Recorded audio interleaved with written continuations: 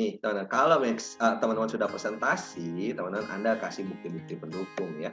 Kenapa sih mereka harus berbisnis ya? Karena mereka punya profesi yang mulia. Kenapa sih mereka harus berbisnis? Karena mereka punya kemungkinan besar untuk jalan-jalan keliling dunia. Kenapa sih mereka harus berbisnis? Karena mereka akan dapat penghargaan dari perusahaan. Kenapa sih mereka harus berbisnis ya? Karena mereka punya waktu kerja yang fleksibel. Ini tambahan-tambahan saja nih, teman-teman. Banyak sekali hal-hal yang bisa didapatkan ketika mereka berbisnis asuransi jiwa. Lalu kita masuk ke dalam proses bagaimana menghandling penolakan. Seharusnya sih teman-teman, seharusnya kalau Anda presentasinya smooth, sudah ada pendekatannya, ya, sudah ada fact findingnya, teman-teman, seharusnya sih nggak ada penolakan ya seharusnya. Karena Anda membuat itu presentasi jadi smooth banget, jadi halus banget ya, nggak terkesan seperti ditawar-tawarin. Nah, tetapi kalaupun ada penolakan, teman-teman, Anda gampang. Sekarang saya mau nanya lebih dahulu. Kalau penolakan jadi sebuah istilah, dan istilahnya adalah kawan atau lawan. Saya mau tanya dulu, penolakan itu kawan atau lawan sih teman-teman? Tolong dituliskan di kolom chat. Penolakan itu kawan atau lawan? Penolakan itu kawan atau lawan? Nah, kita cek ya. Teman-teman masih mengikutin ya. Kalau kita posisikan ya bahwa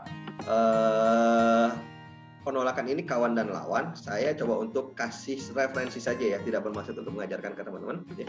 Kalau kita posisikannya adalah sebagai lawan, ya, kemungkinan besar kita akan kalahin dia, gitu ya.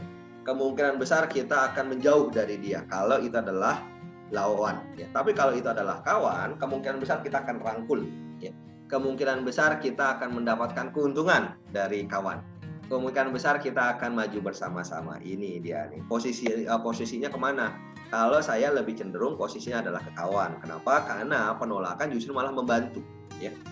Keberatan akan mengungkapkan prospek, ya, maka Anda bisa dapat teman-teman ya hal-hal yang seharusnya sih menjadi kekuatan Anda untuk presentasi berikutnya. Apalagi teman-teman kalau kaitannya dengan seleksi. Kalau calon agent Anda nolaknya adalah kayak gini, saya udah deh San, nggak perlu presentasi lagi, gue udah nggak percaya sama bisnis asuransi jiwa. Jadi seharusnya udah seleksi loh, ngapain Anda rekrut kalau dia udah nggak percaya? Kecuali Anda mau jelasin dulu ya, Anda mau yakinin dulu. Tapi kalau Anda udah yakinin dia masih nggak percaya sama bisnis asuransi jiwa, ngapain juga Anda rekrut?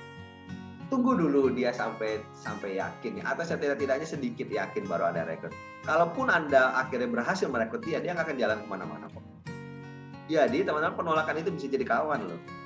Kalaupun pada akhirnya dia nggak bergabung sama bisnis asuransi jiwa, teman-teman, kita mungkin akan diuntungkan. Kenapa? Karena nanti kalau dia gabung, dia nggak akan kemana-mana, dia nggak akan sukses, kita yang mungkin nanti akan merasa nggak enak sama dia. Yang kedua adalah kalau dia pada akhirnya pun, teman-teman, ya jadi virus negatif, ketika sudah bergabung di bisnis asuransi jiwa, malah nawar-nawarin bisnis yang lain, malah nawar-nawarin produk yang lain, justru malah dia tidak full di bisnis asuransi jiwa. Dia menggunakan bisnis asuransi jiwa sebagai sarana dia untuk membuat dia sukses di yang tempat lainnya.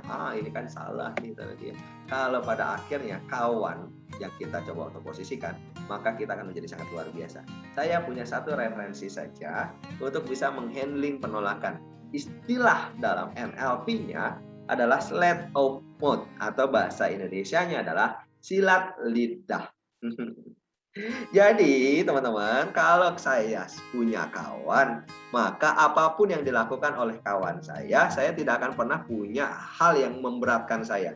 Nah, sleight of mouth ini adalah salah satu materi di NLP yang diajarkan oleh Robert Dilts ya, salah satu pendiri NLP ya, teman-teman. Ya, kita akan belajar tentang sleight of mouth seperti ini.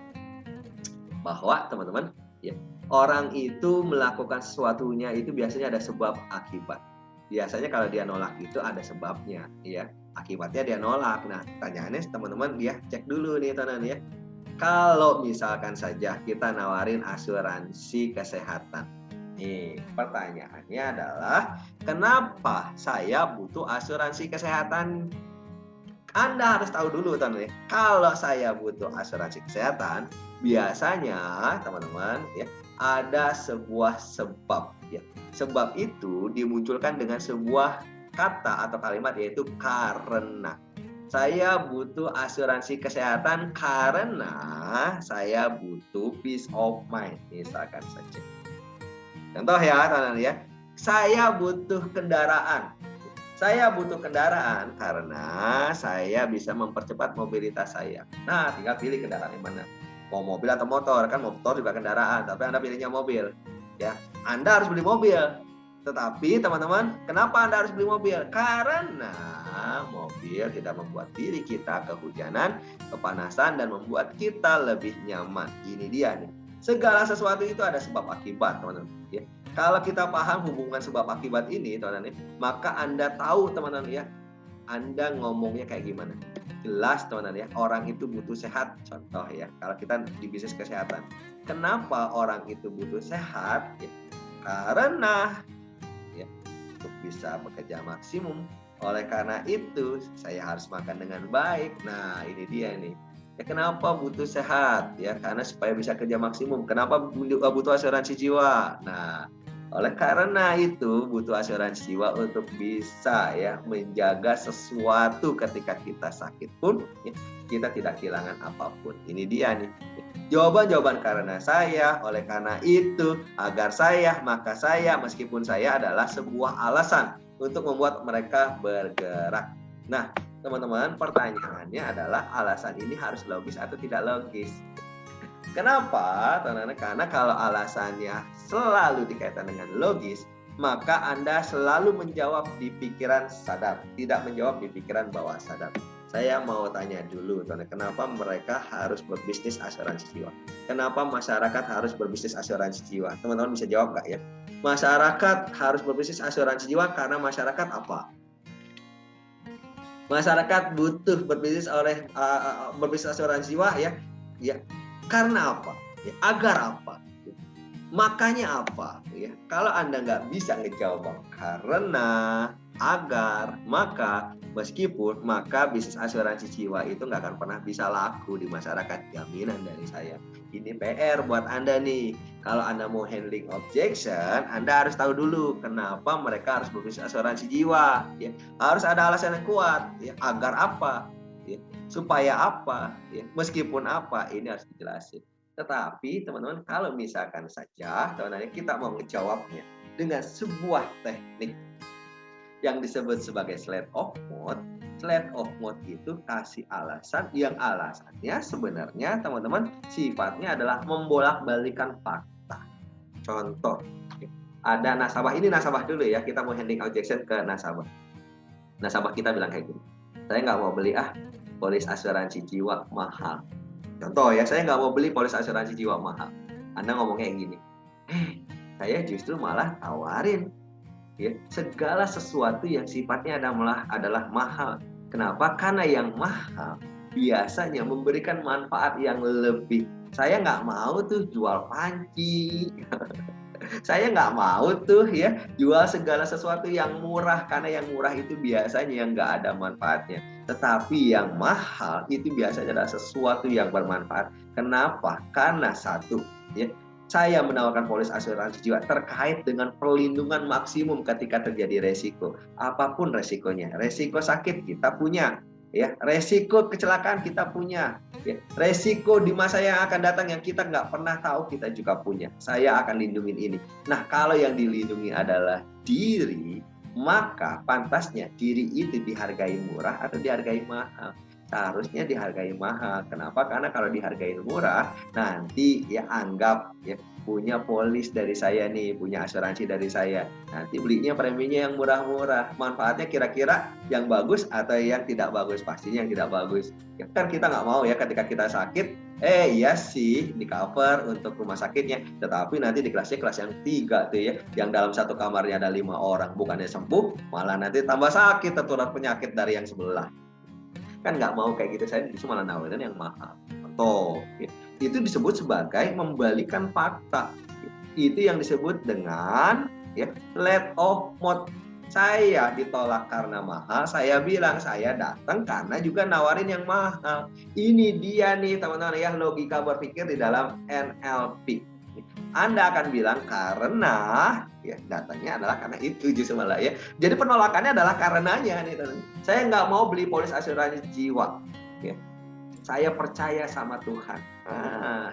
Anda ngomong kayak begini juga, justru malah saya datang ke tempat Bapak karena saya juga percaya sama Tuhan. Nggak mungkin dong Pak, saya datang ke tempat Bapak cuma karena pikiran saya saja, cuma karena langkah kaki saya saja saya bisa datang ke tempat Bapak. Yang jelas Pak, karena saya percaya sama Tuhan, Tuhan membisikkan ke diri saya untuk melangkah ke tempat Bapak dan menyampaikan berita baik. Kenapa? Karena Tuhan saya pernah berkata Pak, bahwa sebaik-baiknya manusia adalah manusia yang bermanfaat untuk orang lain. Saya pada akhirnya berpikir, ya Bapak itu adalah sahabat saya. Bapak itu adalah orang yang saya kenal sangat-sangat luar biasa, ya sayang sama keluarga. Kenapa saya hadir ke tempat Bapak saat ini? Karena saya tahu Pak, Tuhan punya rencana untuk saya menceritakan ke Bapak dan Tuhan punya rencana baik untuk Bapak. Kenapa? Karena Tuhan berkata Pak, ya, kalau kita sudah dititipkan kesehatan, kita sudah dititipkan rezeki, kita sudah dititipkan keluarga, dijaga dengan baik Pak. Kalau terjadi resiko, maka kita punya tuh Pak, ya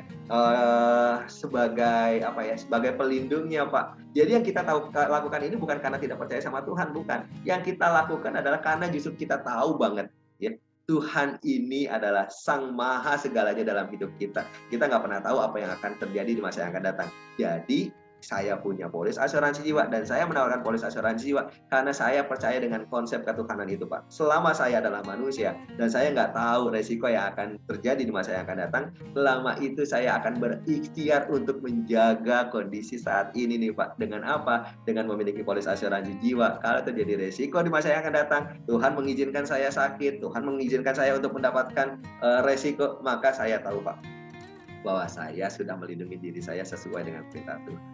Jelas ya teman-teman. Ini yang disebut sebagai menghandling penolakan atau mengatasi penolakan justru malah dengan kekuatan penolakan itu.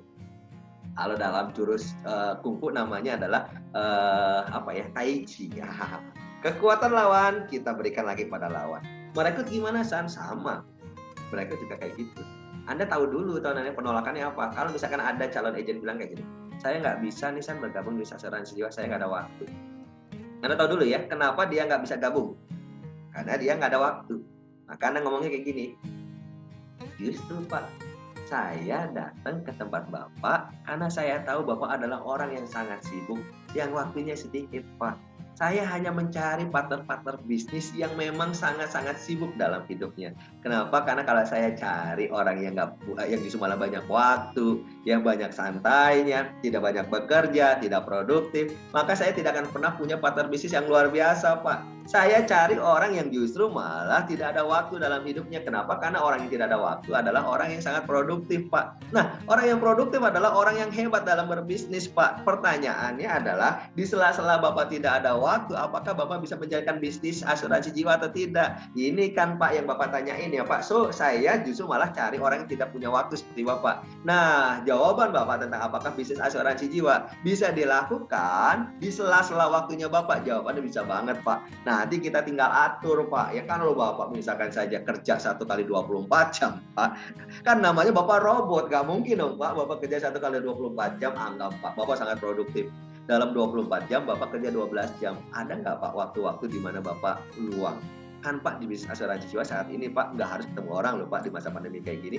Pakai handphone, media sosial, WhatsApp, teleponan, Zoom juga bisa loh Pak. Nah, nggak mungkin dong Pak kita nggak punya waktu sama sekali di dunia ini. Pasti ada waktu-waktu. Sedikit waktu Pak berbisnis asuransi jiwa itu cukup.